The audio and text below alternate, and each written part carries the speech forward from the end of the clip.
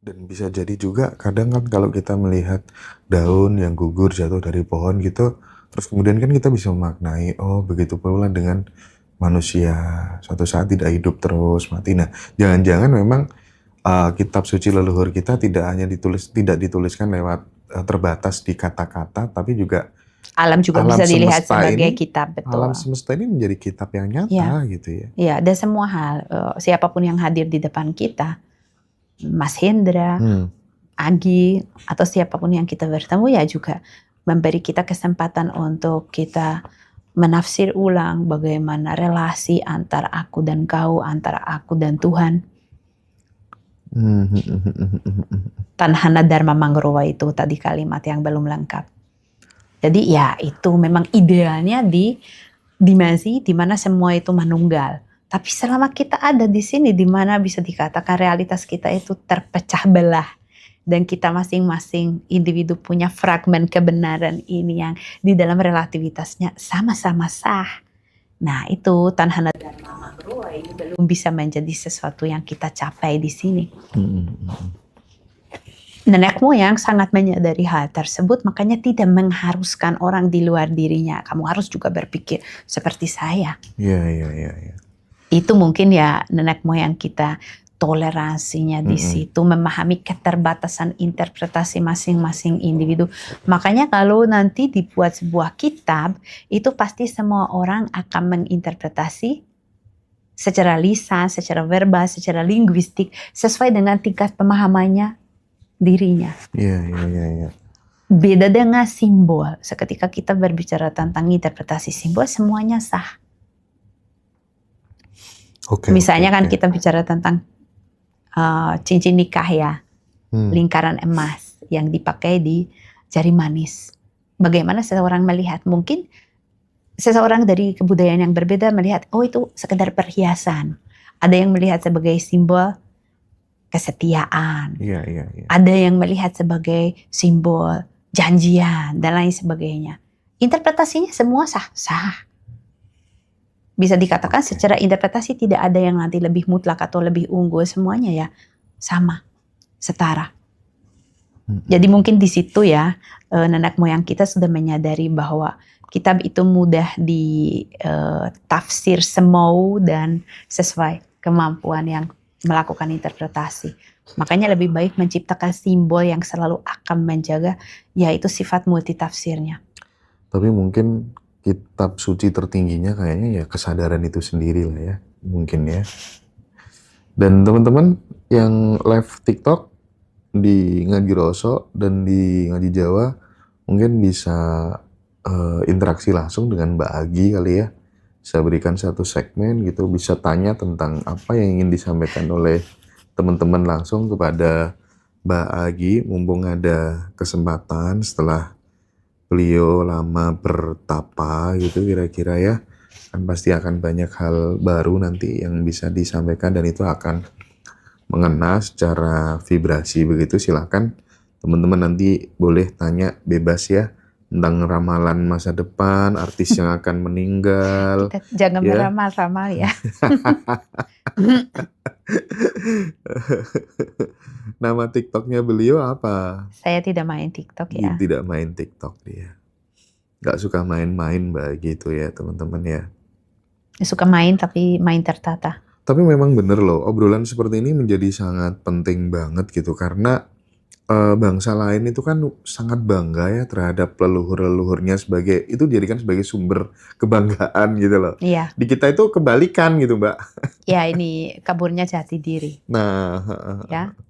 Jadi kita selalu merasa bahwa itu kurang, itu kurang, itu kurang.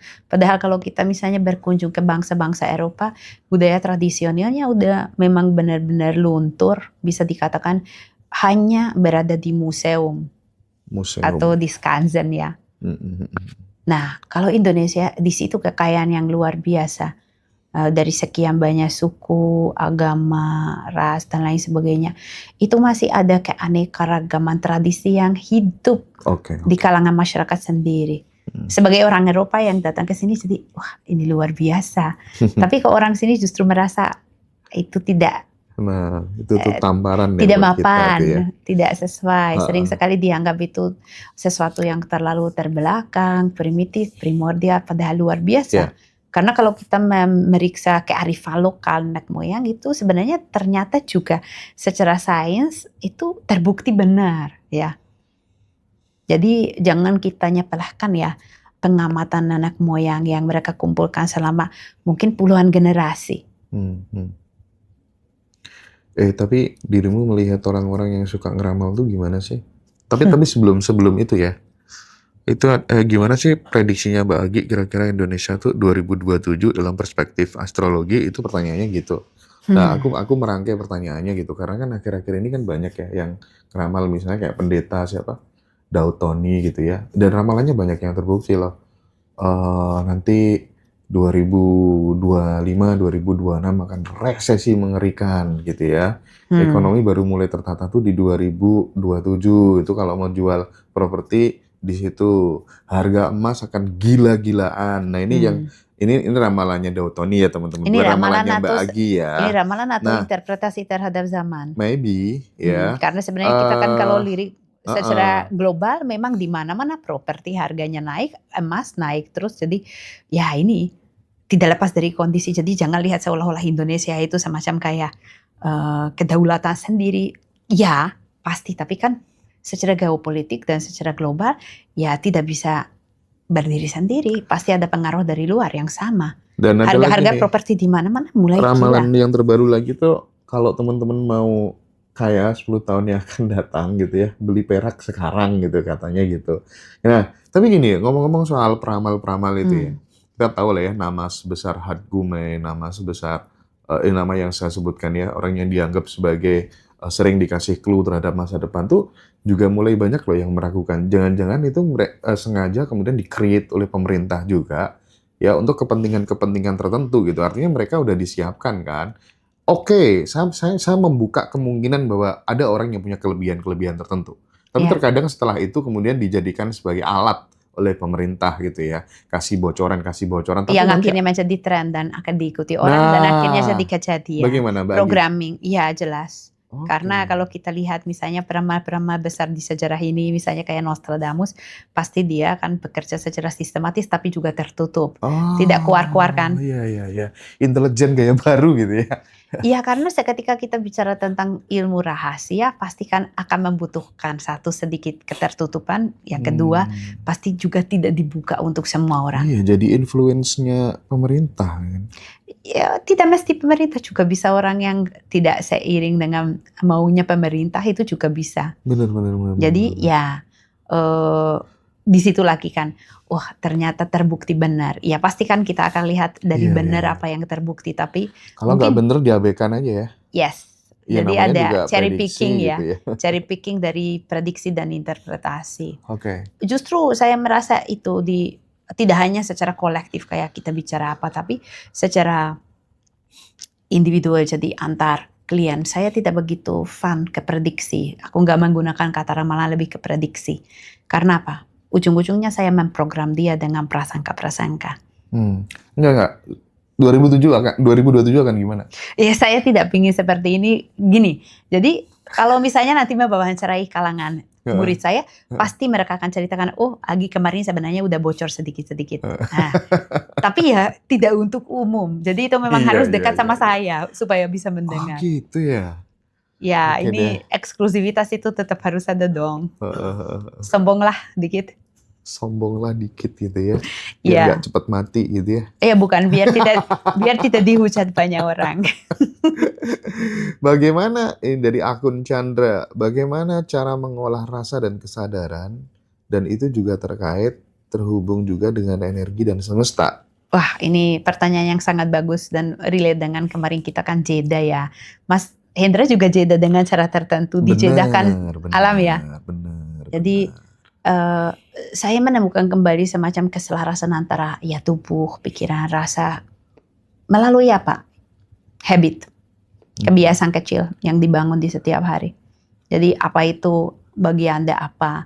Olah pikir dengan cara tertentu, modalitas tertentu, exercise spiritual tertentu. Sekecil apapun itu dipegang setiap hari. Karena saya melihat Sebenarnya hal yang sangat-sangat sederhana itu bisa menjadi kunci yang sangat-sangat evolusioner di dalam perkembangan kita, bagaimana kita menjaga keselarasan. Jadi ya saya tidak mau mendikte Anda menggunakan modalitas apa, bagi Anda cocoknya apa. Ya itu ditekuni setiap hari. Dari akun D, apa urgensi action yang mesti kita lakukan agar Indonesia bisa damai dan harmoni, Mbak? Asal masyarakatnya masing-masing itu damai dan harmoni, semuanya akan damai Iya. dan harmoni kan. Iya. Lord Lendah, harga tanah turun drastis sekarang Mas Hendra, prospek usaha tahun ini bagaimanakah gitu. Oh iya, teman-teman kalau butuh tanah-tanah murah hubungi saya. Banyak dan bagus-bagus, ada yang di pinggir laut, ada yang di gunung, ya pokoknya bagus-bagus dan murah-murah. Tapi gini, pertanyaannya Ini bukan soft soal ini. selling. Prospek usaha bagus bagi. Aku ada referensi tanah-tanah bagus-bagus dan terhitung murah. Oke, soft selling. Harga tanah, prospek usaha tahun ini bagaimanakah? Waduh, tulen ke rumahnya Mbak Azi bawa gula kopi ya. Ya, prospek usaha tahun ini memang belum akan terlalu bagus. Ya itu sudah bisa dilihat dari segala bidang. Cuman saya selalu berusaha memberi keyakinan untuk teman-teman. Oke? World's economy is not your economy. Oke, jadi apapun yang terjadi di luar kita, kalau kita merefleksi ke zaman, terjadi kelaparan, terjadi famine, terjadi krisis keuangan, tapi selalu ada golongan tertentu Setuju. yang baik dan naik. Benar. Nah, jadi kita jangan terlalu dibatasi oleh premis-premis dari luar. Oh, tahun ini usaha itu susah. Kita dengar seperti itu, akhirnya semangat Anda, daya cipta Anda, kreativitas Anda, energi Anda otomatis turun. Wah, nggak ada gunanya. Aku berupaya dan berusaha karena kemungkinannya hanya segini. Padahal kita lihat di setiap era, di setiap masa seketika ada ketidakstabilan ekonomi, ada golongan yang turun dan ada golongan yang naik. Iya. Nah, jadi bagaimana keyakinan Anda bahwa Tuhan itu juga punya hitungan ekonomi tertentu? Tuhan punya kalkulator sendiri ya? Ya, itu kita kan sudah mempelajari di era COVID kemarin. Seketika semua orang berhenti dan tidak melakukan apa-apa, ya ada satu golongan yang melihat kesempatan. Dan akhirnya mereka justru, mohon maaf, ya rezekinya lancar. Saat mungkin orang lain sedang kesulitan untuk bertahan hidup. Itu kan hidup. kaitannya sama tabungan karma juga kali ya? Saya yakin ya, mungkin ada hubungannya dengan tabungan karma juga. Tapi ya, bagaimana kita mindsettingnya di keseharian, bagaimana kita melihat peluang. Jarang sekali kita diajarkan untuk melihat sebuah peristiwa sebagai kesempatan. Jadi bukan masalah, tapi bagaimana saya akan merespon ke masalah tersebut. Masalah ini saya tidak bisa kontrol. Artinya world economy kita tidak bisa kontrol. Apa yang terjadi di tingkat ekonomi global, itu kita tidak bisa kontrol. Apa yang saya bisa kontrol? Ya respon saya secara pribadi. Agi akan berstrategi sebagaimana di keadaan seperti ini. Nah terus kalau misalnya ini kan sekarang memang lagi negara kayaknya nggak baik-baik saja kan Mbak. Dalam kondisi seperti ini juga ada prediksi bahwa suatu ketika nanti kita akan mengalami krisis pangan gitu ya. Nah maka sebenarnya apa nih yang bisa kita kerjakan mulai dari sekarang, karma-karma baik apa yang bisa kita lakukan supaya kemudian ya kita nggak terlalu kena dampak yang negatif sebagaimana cerita 2020 bahwa banyak orang yang secara ekonomi turun tapi tidak sedikit justru yang malah growth. Ya ini memang sistemnya sangat fragile sekarang problematikanya. Jadi kita yang mungkin berada di masyarakat yang kebanyakan sudah tidak punya lahan sendiri untuk mengelola sendiri ya. Hingga selalu uang yang dipakai untuk tolok ukur kemapanan.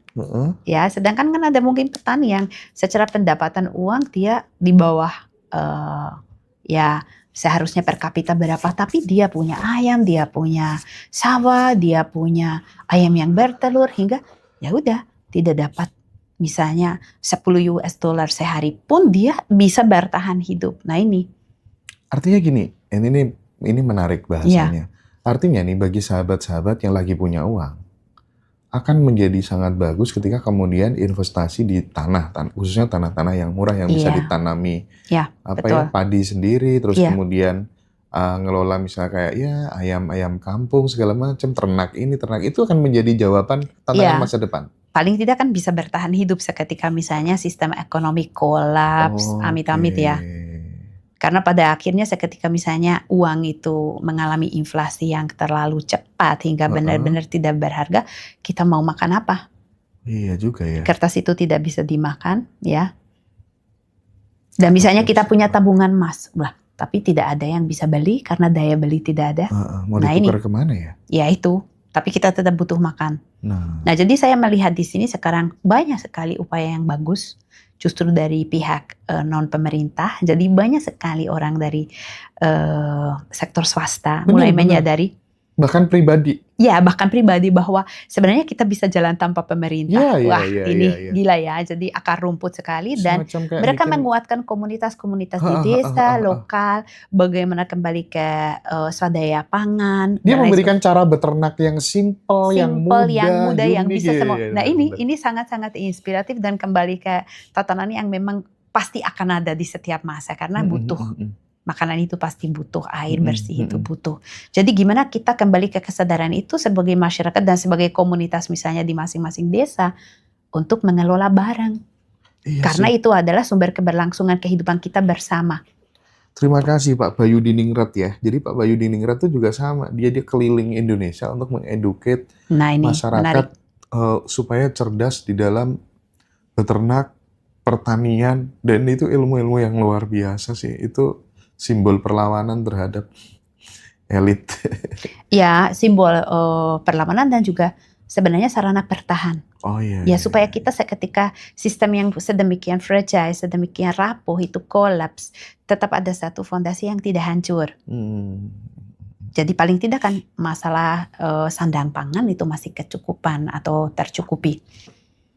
Saya justru di 3 bulan terakhir selama bertapa justru dihubungkan dengan banyak sekali orang dari pihak swasta maupun pribadi yang bergerak di bidang yang sama. Gila ternyata di sekeliling kita masih banyak sekali orang yang punya idealisme Iya, untuk iya, iya, iya. memperjuangkan kedaulatan negara.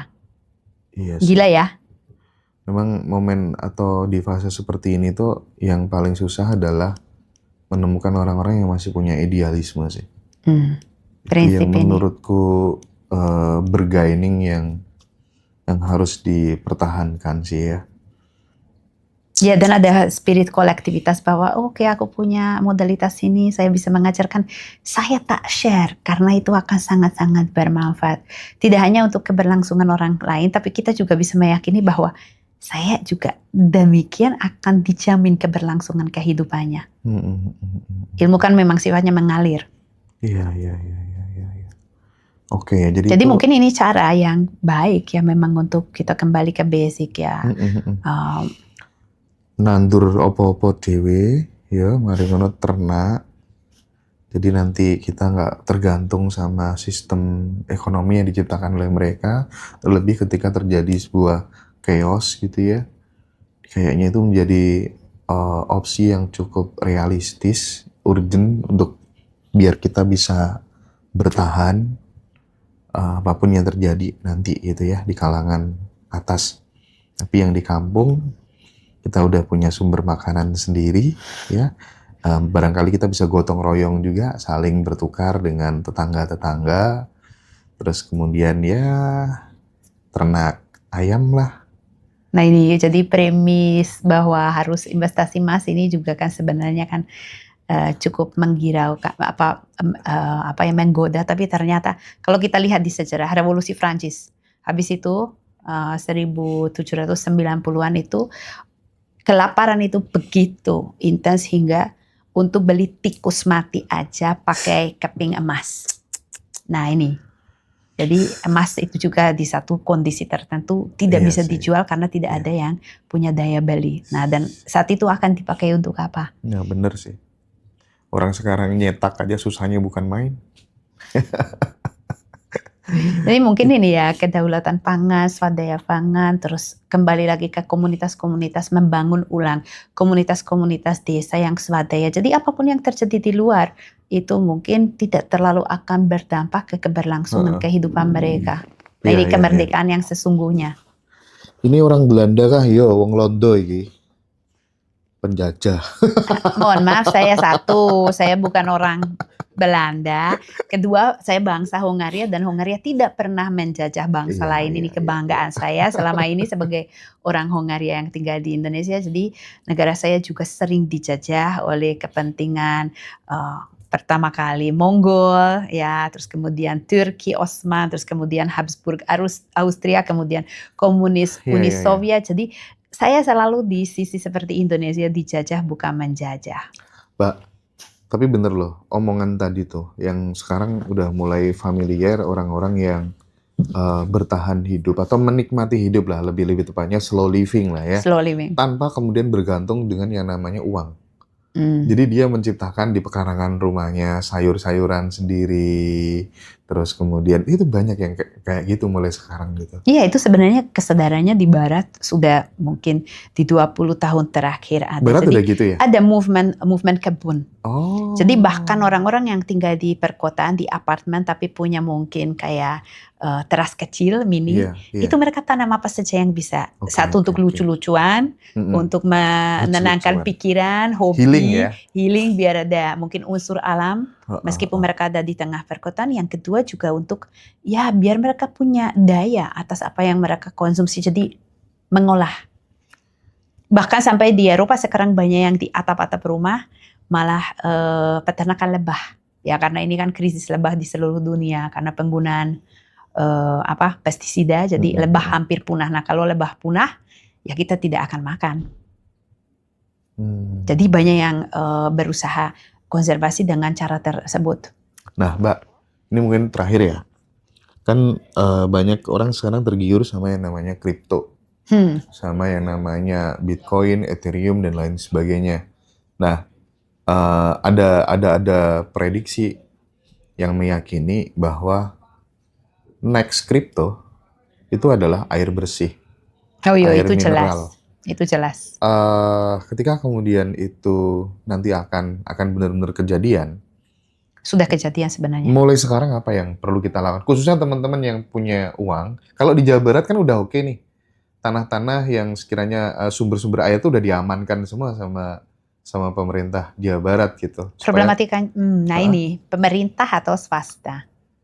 Karena problematikanya kita lihat di Indonesia pun sekarang kita tidak usah menyebut merek, tapi misalnya di dekat sini aja Jawa Tengah ada sumber air dengan debit yang sangat besar dan itu sudah mungkin 10 tahun terakhir miliki salah satu ya vendor air minum kemasan yang paling terkenal. Apa itu? Ya nggak usah menyebut merek, nanti kita kena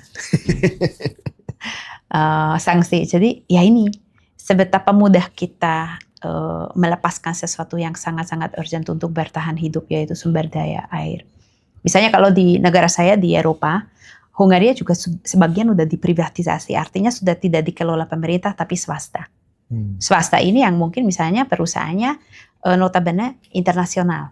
Jadi satu saat terjadi misalnya krisis air di Eropa yang di terakhir 2 tahun memang musim panasnya sangat-sangat kering. Nah itu bisa saja mereka mengalihkan ke negara mereka airnya. Dan misalnya negara saya jadi tidak memiliki air itu. Nah ini sesuatu hal yang kita bisa juga melihat dari konflik Gaza tahun 80-an 90-an. Itu pun perang itu selalu terjadi apa yang direbut tempat dengan sumber air. Sesederhana itu, karena kan gak ada hidup tanpa air. Ya makanya sampai di Malaysia itu kan ya air kotor kayak gitu tuh diolah lagi. Diolah, gitu ya kan. betul. Nah di situ kita tidak begitu peka atau sadar sebagai bangsa Indonesia yang sudah tumbuh besar dengan air itu selalu berlimpah. Tapi kalau orang kampung bisa bikin sumur sendiri lah ya. Ya tergantung tempatnya. Misalnya Iya tempat sih, saya sih. mau bikin sumur ya Iya berapa sih. ratus meter sampai bor ke bawah. Ya ini. Jadi pengelolaan air itu memang sesuatu hal yang mungkin akan jadi kayak kita kembali ke sistemnya kakek nenek dulu. Saya kecil dulu itu air hujan aja ditampung Iya. di musim panas supaya bisa siram. Jadi ini ya Prinsipnya mungkin satu hal yang juga tips untuk teman-teman, carilah lahan di mana ada sumber air atau bisa ada nah, sumur. iya, iya, iya, yang ada air terjunnya ya teman-teman ya. Air terjun paling tidak. Ada tuh tanah di Bali ada air terjunnya. Hubungin saya nanti ya. Ya nanti terus air terjun di Bali terus dicor, di beton, lama-lama tidak ada airnya. Jadi ini Iya, iya, ya iya, iya. sebenarnya problematikanya adalah karena setiap manusia pastikan sekarang cari jurus jitu untuk survive. Iya, oke. Padahal jurus jitu survive itu adalah satu di kolektivitas, kebersamaan. Mm-mm. Jadi kita membagi masalah bareng, kita mengatasi masalah bareng, jadi masa depan yang cerah miliki bareng. Nah, di sini masyarakat mungkin masih masing-masing individu cari survive-nya Yuk ya, sendiri ya. amankan tanah-tanah yang punya sumber air ya teman-teman yang lagi pegang duit gitu untuk masa depan anak cucu kita supaya nggak diprivatisasi sama swasta gitu ya kira-kira ya. Bisa dikatakan. Pejabat-pejabat mudah-mudahan juga kebuka telinganya untuk ngambil keputusan yang emang benar-benar pro terhadap masyarakat, terhadap rakyat. Sementara aku belum berharap terlalu tinggi. Oh gitu ya. Masih mungkin peralihannya masih lama. Masih lama ya. Ya. Oke lah ya. Baik, Bagi matur suwun sangat ya sudah Terima meluangkan kasih waktu juga. Mohon maaf di kalau ada kesalahan Haji atau Roso. kekurangan ya. Sukses selalu, sehat selalu dan Astungkara. teman-teman semuanya sampai jumpa di episode selanjutnya ya. Rahayu, Terima kasih, rahayu, rahayu, Sagunging Tumadi. rahayu. Terima kasih Mas Hendra. Sami-sami Mbak.